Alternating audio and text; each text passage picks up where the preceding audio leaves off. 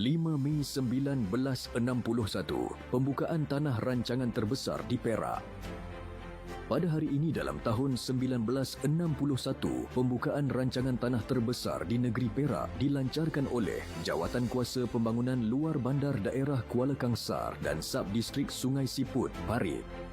Rancangan tanah ini meliputi kegunaan rancangan tempat tinggal beramai-ramai, rancangan pembangunan tanah pinggir dan rancangan menanam getah baru.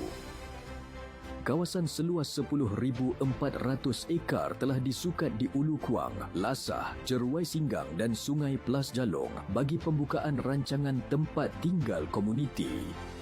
Manakala kawasan seluas 2,004 ekar dibuka di Kubang Pekan, Bekor, Jerusi, Lasan dan Perak bagi menempatkan rancangan menanam getah baru.